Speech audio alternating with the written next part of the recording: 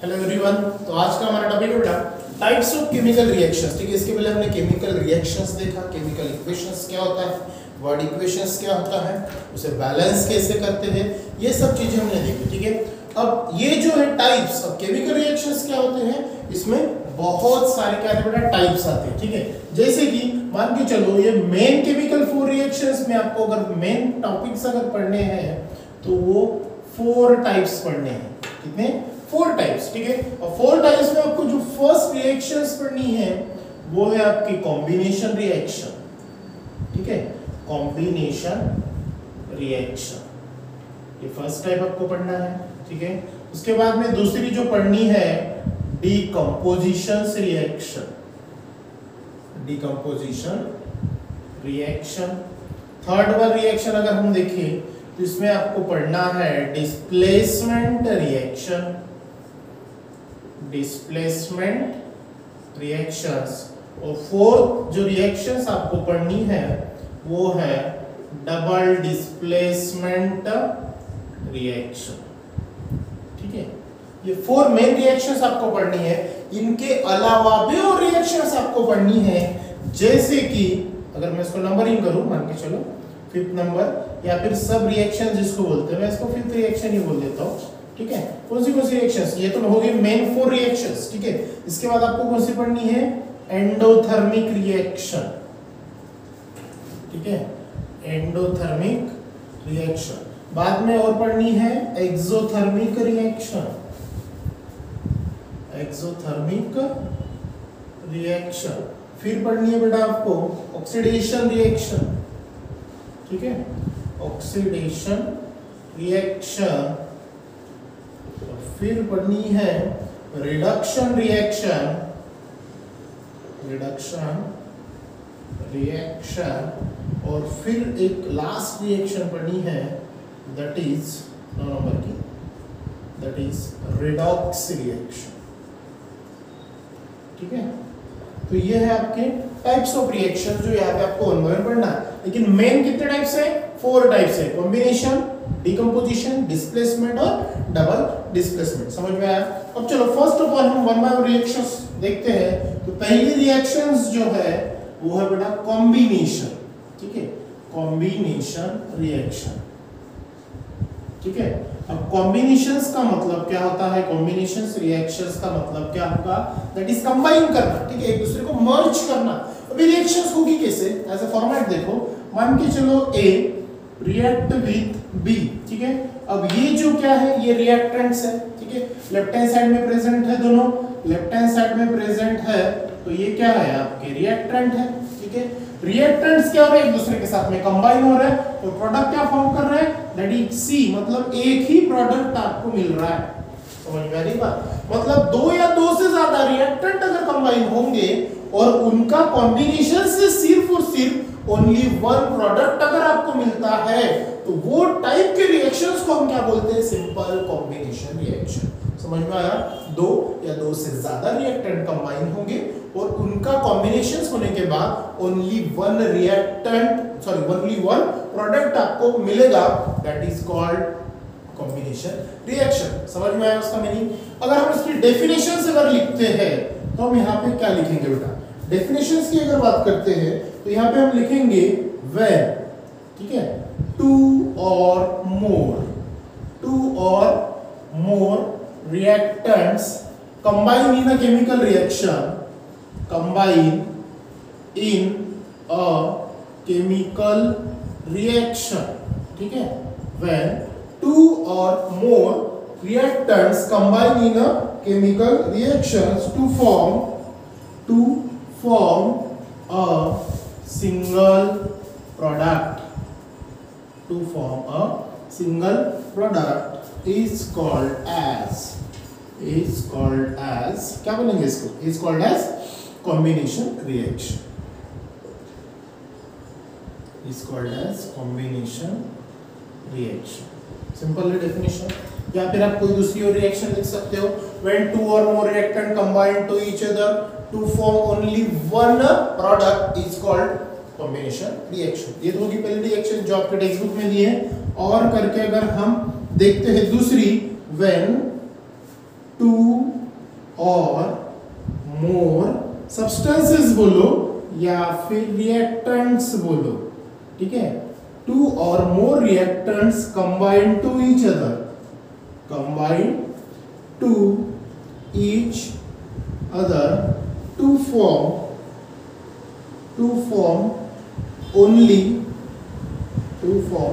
only single product, to form only single product, ये बढ़ाना चाहिए, single product is called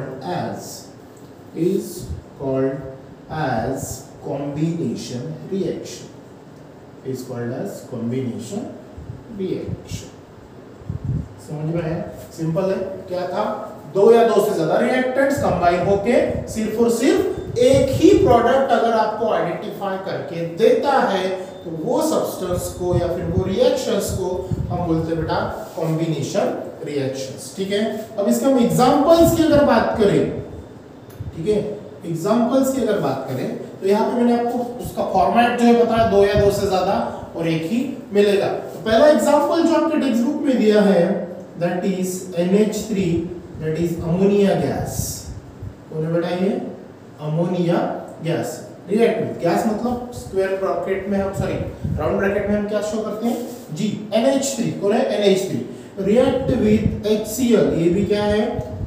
gas है, hydrochloric, ठीक है, या फिर हाइड्रोजन क्लोराइड हम इसको बोलेंगे, ठीक है, इसका नाम लिखना होता है हाइड्रोजन क्लोराइड, ठीक है, हाइड्रोजन क्लोराइड कंबाइन होके प्रोडक्ट आपको क्या फॉर्म करेगा?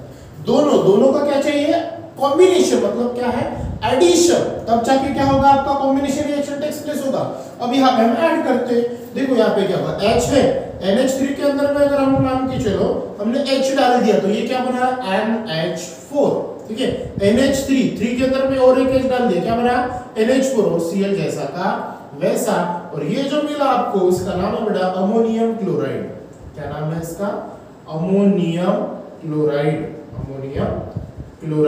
और ये जो है ये आपको सॉलिड फॉर्म मिलता है एज अ पाउडर, ठीक है, सॉलिड क्रिस्टल मिलते हैं इसके, वेपराइजेशन जब इसमें से निकल जाता है तब तो ये अमोनियम क्लोराइड आपको सब्सटेंस मिलेगा। समझ में आया?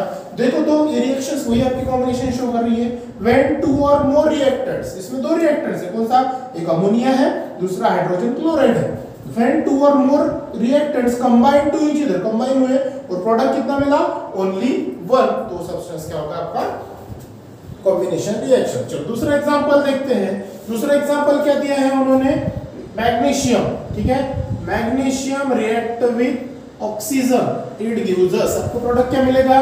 मैग्नीशियम ऑक्साइड मिलेगा, और यहाँ पे 2 टाइम्स आएगा क्योंकि मैग्नीशियम की वैलेंसी जो है ये 2 है और ऑक्सीजन ये 2 इलेक्ट्रॉन रिसीव करता है, करके यहाँ पे 2 टाइम्स होगा। लेकिन ये रिएक्शन बैलेंस है क्या? ऑक्सीजन तो 2 है यहाँ पे, लेकिन Mg भी 2 है, लेकिन यहाँ पे Mg1 है, तो इससे क्या करना पड़ेगा? आपको 2 लगाना पड़ेगा। इसके नीचे आपको क्या लिखना पड़ेगा? मैग्नीशियम रिएक्ट विद ऑक्सीजन, इसके नीचे भी आपको नाम लिखना पड़ेगा magnesium react with oxygen to form magnesium oxide, magnesium oxide, ये सब्सटेंस आपको यहाँ पे मिलेगा। समझ में आया? सिंपल सा टॉपिक है बेटा, ठीक है। नाउ तीसरा एग्जांपल अगर हम देखते हैं तो एक्चुअली होगा क्या, ठीक है। थर्ड एग्जांपल की अगर हम बात करते हैं, ये ऑक्साइड है, ठीक है, एक सेकेंड थोड़ा सा इसको क्लीन करा देता हूँ, यहाँ पे बता देता हूँ।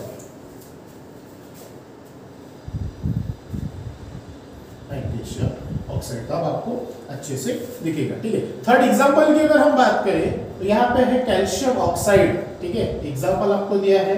रिएक्ट विद अगर हम करें तो ये वाटर मॉलिक्यूल के साथ में इसको रिएक्ट करेंगे, ठीक है, मतलब ये कौन है आपका? कैल्शियम ऑक्साइड, ठीक है, कैल्शियम ऑक्साइड रिएक्ट विद किसके साथ में होना? ये वाटर मॉलिक्यूल्स के साथ में, ठीक है।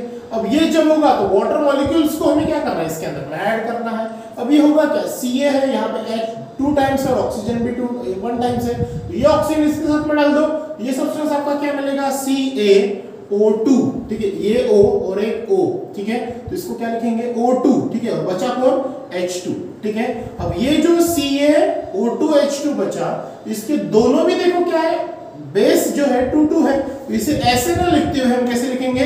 CaOH/2, ये इसको ऐसा लिखेंगे। और जब ये प्रोडक्ट फॉर्म होगा दैट इज कैल्शियम हाइड्रोक्साइड, क्या नाम होगा इसका, कैल्शियम हाइड्रोक्साइड। और साथ में यहाँ पे ये जो सब्सटेंस मिलेगा ये हॉट होगा, मतलब उसे बोलते हैं हम हीट, ये रिलीज करेगा, मतलब ये एक्सोथर्मिक के पैटर्न में आता है, हीट जो रिलीज करता है वो आगे चल के अपने रिएक्शंस जब हम देखेंगे उसमें आएगा।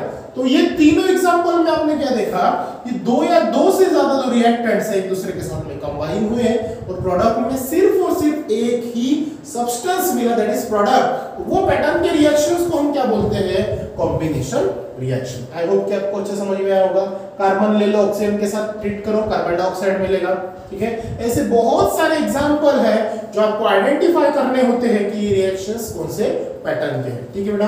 नाउ नेक्स्ट अगर हम पार्ट के देखते हैं, दूसरी रिएक्शंस जो है वो है डीकंपोजिशन रिएक्शन, ठीक है, डीकंपोजिशन रिएक्शन। अब डीकंपोज का मतलब you know very well, decompose का मतलब होता है बेटा उसको ब्रेक डाउन करना, उसे तोड़ना, ठीक है। अब यहाँ पे देखो, मान के चलो मैंने कोई ए नाम का सब्सटेंस लिया, ठीक है, इसे ब्रेक डाउन किया, ए नाम का सब्सटेंस लिया या फिर कोई कंपाउंड लिया, मान के चलो ये कोई कंपाउंड है, ठीक है, ए नाम का कोई कंपाउंड है, इसे ब्रोकन डाउन किया, ठीक है, इसे क्या किया, ब्रोकन डाउन किया, इसे तोड़ा, तो बी और सी नाम के मुझे दो अलग प्रोडक्ट मिले, ठीक है, दो या दो से ज्यादा, टू और more product will be form. कब, जब कोई कंपाउंड ये ब्रोकन डाउन होगा और उससे क्या होंगे, दो अलग नए क्या मिलेंगे मुझे, प्रोडक्ट मिलेंगे, उसे हम क्या बोलेंगे, decomposition reactions.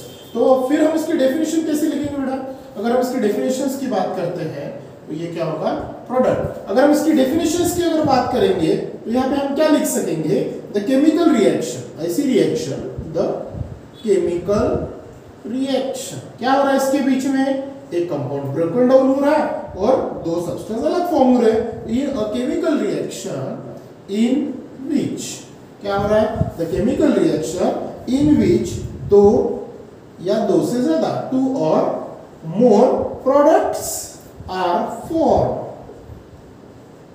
Products are form, कहां से, a single reactant, single reactant is called as, कौन सी रिएक्शन, decomposition reaction,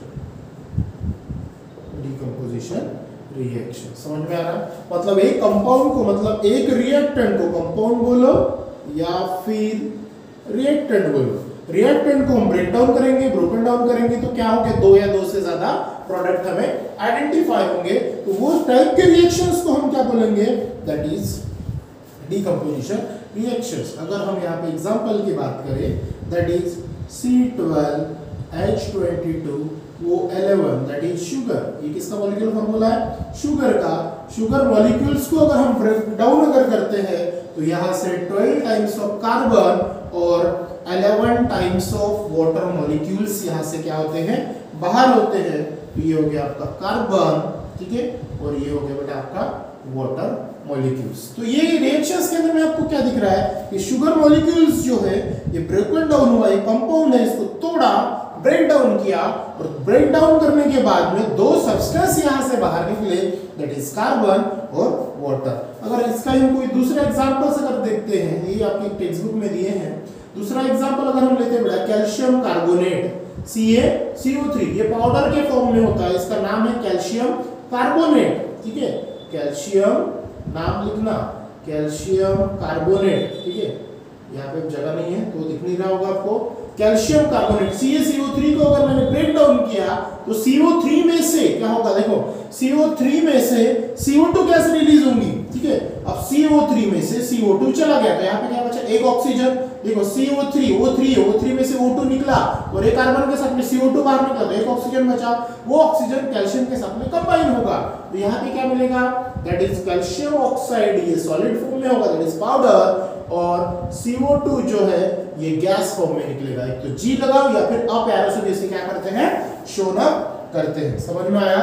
तो एक तो गैस आएगा, नहीं तो यहाँ पे बेटा अप एरो आएगा, मतलब प्रोडक्ट क्या मिला, कैल्शियम ऑक्साइड, ये क्या मिला आपको, कैल्शियम ऑक्साइड, ठीक है, और ये कौन सी गैस है, कार्बन डाइऑक्साइड। तो यहाँ पे हम क्या बोल सकते हैं, इसका स्टेटमेंट कैसे लिखेंगे, where calcium carbonate is broken down to obtain calcium oxide and carbon dioxide gas release, ऐसा हम यहाँ पे बोल सकते हैं। यहाँ पे भी बोल सकते हैं when sugar molecules is broken down to obtain carbon and water, ये आपको ऑब्टेन होगा। तो ये थे बड़ा सिंपल से एग्जांपल्स और सिंपल से दो रिएक्शंस, जिसके अंदर में हमने क्या पढ़ा, एक कॉम्बिनेशन रिएक्शन पढ़ा, दूसरा डिकम्पोजिशन रिएक्शंस पढ़ा। इसके एग्जांपल्स आपके एक्सरसाइज में भी दिया, आपको आइडेंटिफाई करना है कि एक्चुअली इसके अंदर में आपको करना क्या है, ठीक है, या फिर कुछ एग्जांपल्स दिए हैं जिसके अंदर में आपको आइडेंटिफाई करना है कि कौन से टाइप की रिएक्शंस है। आई होप कि आपको कॉम्बिनेशन और डिकम्पोजिशन अच्छे से समझ में आया, ठीक है। इसके पहले प्रीवियस वीडियोस में हमने क्या पढ़ा, बैलेंसिंग कैसे करते हैं, तो वहां पे भी एक्सरसाइज में क्वेश्चंस दिया है, 3-4 रिएक्शंस दिए, उसे आप ट्राई करना बैलेंसिंग के लिए, ठीक है। तो आगे की जो दो रिएक्शंस है, कौन से, डिस्प्लेसमेंट रिएक्शन और डबल डिस्प्लेसमेंट रिएक्शन, और बाकी के जो उसको सब रिएक्शंस जो है endothermic, exothermic, oxidation, reduction, redox, ये हम कंटिन्यू करेंगे नेक्स्ट क्लास में। So thank you.